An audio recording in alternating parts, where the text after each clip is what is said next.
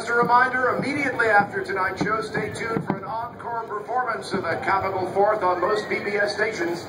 And now performing some of America's favorite marches are the U.S. Army Herald Trumpets, the Quantico Marine Corps Band, and the U.S. Army Ceremonial Band, accompanied by the 56 state and territorial flags carried by members of our armed forces. Please enjoy the music or fireworks.